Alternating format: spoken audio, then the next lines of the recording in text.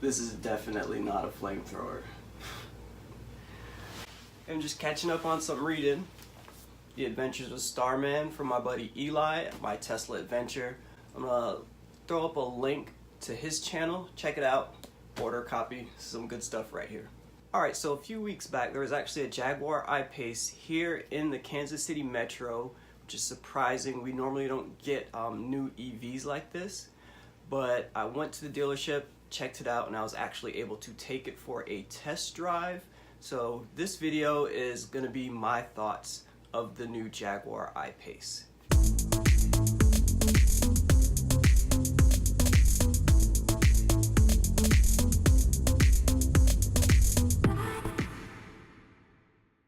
Okay, so if this is your first time finding my channel, thanks for watching. I post Tesla update videos as often as possible. So if you want notifications, be sure to subscribe, hit the bell icon, and like this video, give me some thumbs up, and remember to share this with your friends.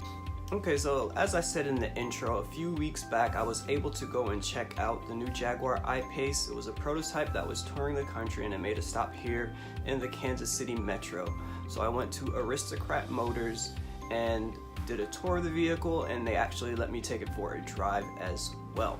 Okay, so the I-Pace starts at just under $70,000 at $69,500. With that you get a 90 kilowatt hour battery pack and all-wheel drive. And the thing about that battery pack, even though it's a fairly large battery pack, the car is rated at about 235 miles of range, so that's something to keep in mind. And it boasts a 0 to 60 time of 4.5 seconds. So those are the specs of the car. So some of my first impressions, the exterior, it has the door handles that present and retract once you get in the vehicle or when the vehicle locks. It does have a frunk. It's a small frunk, but at least it has a frunk. With, I guess, the Jaguar styling, they still wanted to make sure it looked like a Jaguar, so it has a pretend grille on the front, and I'm sure that impacts the aerodynamics of the vehicle, but they have made some other concessions about how the air flows around the vehicle. But with the 234 miles of range, I think it's safe to say that they did not prioritize aerodynamics as high as they could have, and it seems like they prioritize more of the Jaguar look.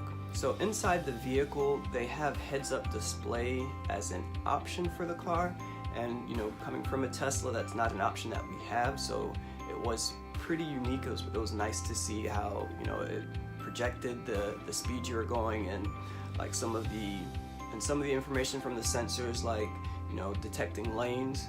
It's projected on the windshield, so it's kind of floating in front of your line of sight. It's not real high up on the windshield, so it's not in the way. It is a little bit of a distraction at first to get used to, just because you're not used to seeing something there, so your eyes tend to go back to it.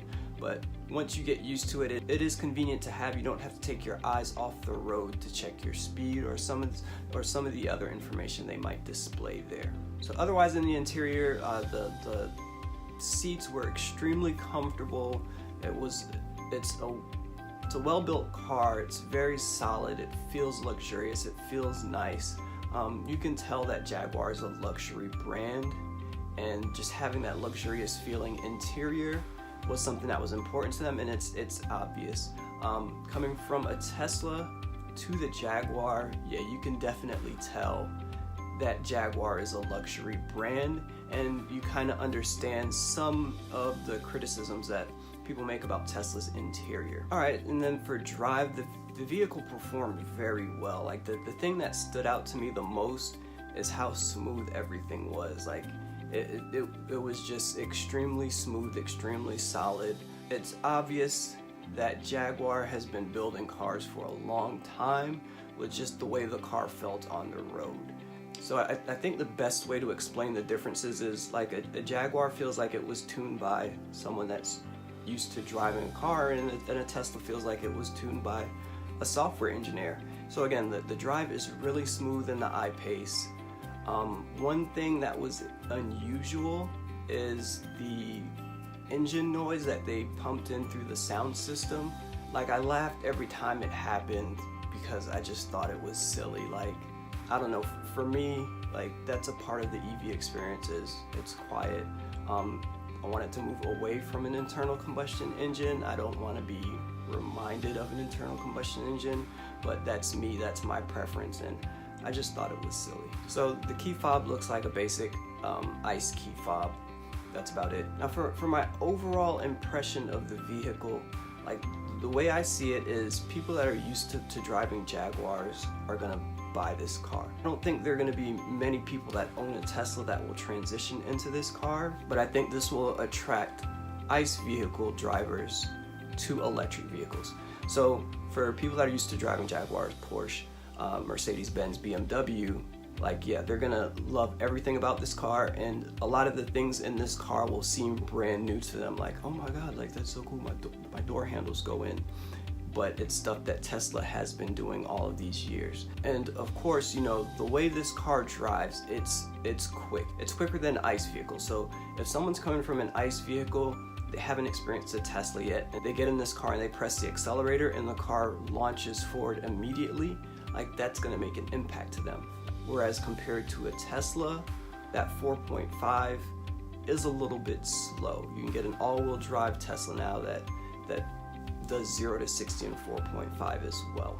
From my perspective, am I gonna trade in my Tesla to rent out and get an iPace? Like, there isn't a chance. And even if someone does their research and knows a lot about the marketplace, it's gonna be hard. It's a hard sell to make. You get an all-wheel drive Model 3 with autopilot for about $58,000, and it says delivery in about 4 to 8 weeks. So you probably get that sooner than you get the iPace. And if you get it in that time frame, you might still be looking at the full $7,500 tax credit. So you can get into a Model 3 at a much less price than the Jaguar I-Pace. And the performance there, they're pretty on par. That Model 3 goes 0 to 60 in 4.5. Of course, the range on a Model 3 is 310 miles, and it's about 234 miles on the I-Pace. Now recently, Tesla included the Plus upgrade on the performance model at no charge. So you can get into a performance Model 3 right now for $69,000. Once I was doing my research for this video, I kind of realized this might be the exact reason why they dropped the price. The iPace starts at $69,500. You can get a performance Model 3 with autopilot for $69,000, delivery in 4 to 8 weeks. Still take advantage of the $7,500 tax credit. You're gonna have a car that well outperforms the iPace. In my opinion, it's no question. The Tesla is far superior to the iPace. You're gonna get a lot more car for your money if you go with a Tesla Model 3 Performance rather than the base iPace. Okay, so in the comments, let me know what you think. Like, would you rather have a Performance Model 3 with autopilot for $69,000 or get the basic iPace for $69,500? Leave a comment, let me know what you think. Alright, that's all for now. As always, thanks for watching, and I will catch you next time. For now, I'm gonna see what Starman has up his sleeve next and what's going on in his next adventure.